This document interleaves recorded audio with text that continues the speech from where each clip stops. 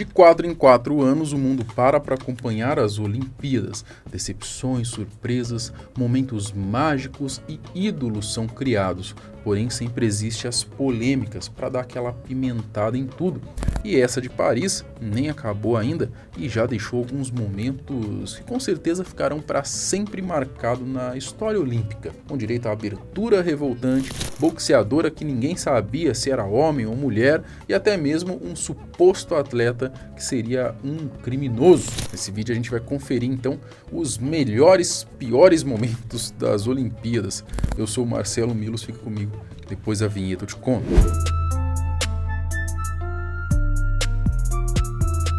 Abertura polêmica.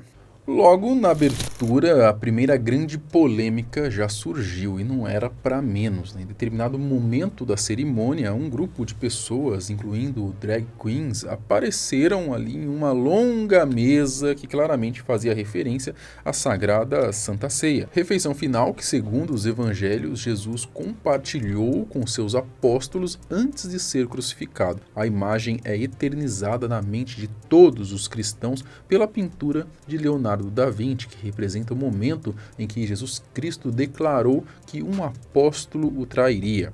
Então, tudo em volta desse fato do plano perfeito de Deus é muito importante e sagrado para qualquer cristão. Porém, os organizadores resolveram achar que era uma boa ideia desrespeitar essa crença.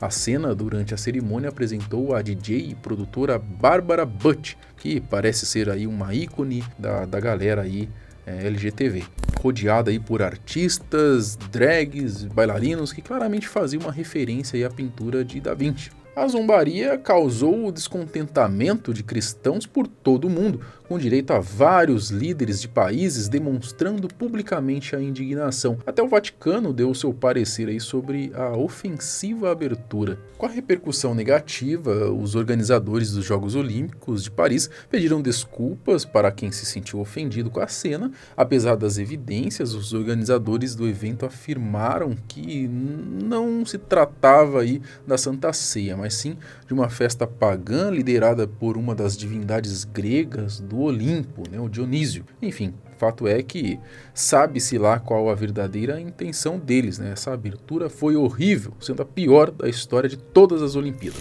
Atleta criminoso. Esse daqui é meio pesado, Um atleta holandês de vôlei de praia, o Steven van de Velde.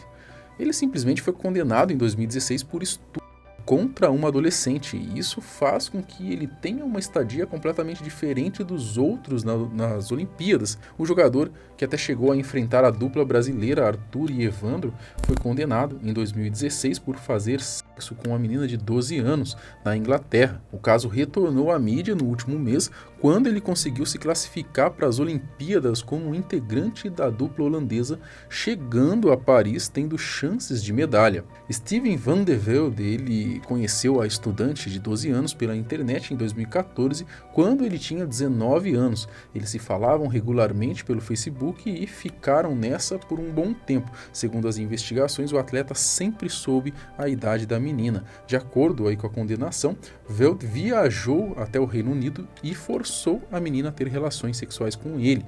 O holandês cumpriu 1 ano de pena no Reino Unido, o que fez com que ele ficasse de fora dos Jogos Olímpicos do Rio de Janeiro aí em 2016.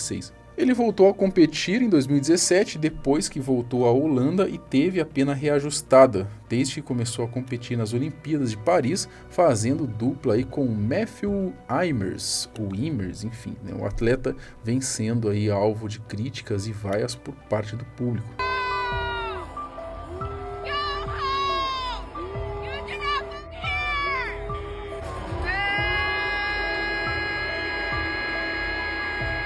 Só que, apesar das críticas e o absurdo que isso soa, segundo a Federação Internacional de Vôlei, não foi possível impedir a participação do atleta, já que ele se classificou de forma regular.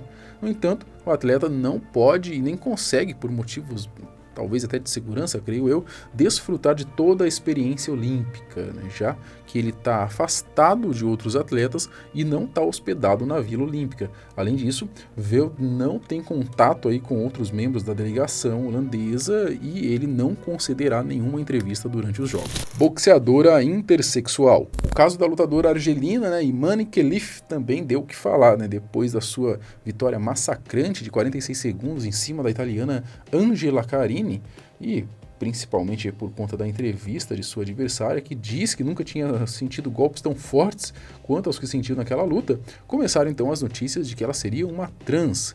A informação causou revolta em muitas pessoas e essa parecia ser a verdade, até que horas depois o comitê do seu país aí soltou uma nota dizendo que na verdade Imane é uma pessoa intersexual. Pessoas que, por exemplo, possuem cromossomos XX e têm naturalmente um pênis, ou possuem cromossomos XY e tem uma vagina, entre outras maneiras aí de ser intersexo. De acordo com as notícias, Khelif se identifica como mulher, cresceu como mulher, só que isso não tira o fato dela ter tido aí os níveis, ou ainda tem, enfim, né, os níveis de testosterona como de um homem, né, ter muita vantagem na hora da prática esportiva, ainda em seu esporte, né, o boxe.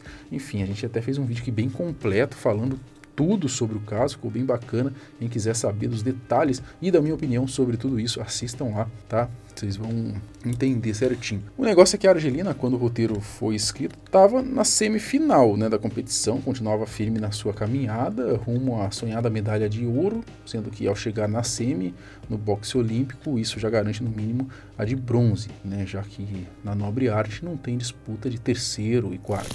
Arbitragem horrível. Ok, vamos ser sinceros, né? Das pessoas que estão assistindo às competições, 95% aí não entende de nada, né, dos esportes que estão vendo, né? E quando algum atleta do seu país perde, logo já colocam a culpa no juiz. Aqui no Brasil, então, onde o povo é mais emocionado ainda, a gente sempre acha que estão roubando, né, contra nós.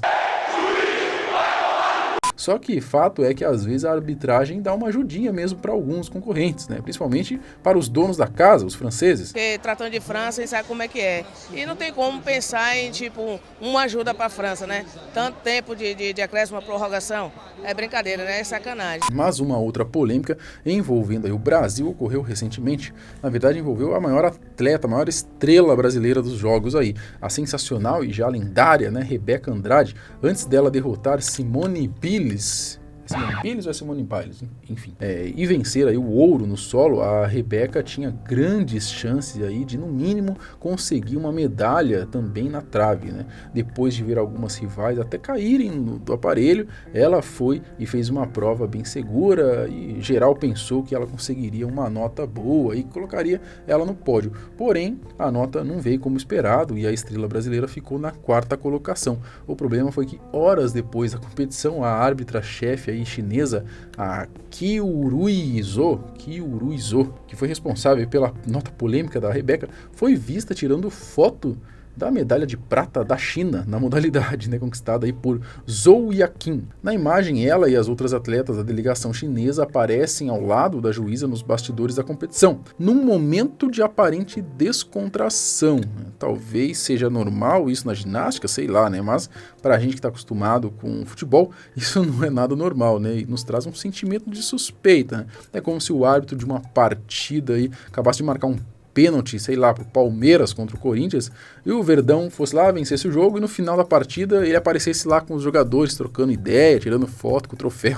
Pega um pouco mal, né? Vocês entenderam, né? Ladrão! Bom, vou deixar recomendado aqui o vídeo, então, que a gente fez explicando todo esse rolo da atleta Imane Khelif, né? Se você ainda não tá por dentro, tá? Só clicar aqui no vídeo que vai aparecer. Até o próximo, tchau!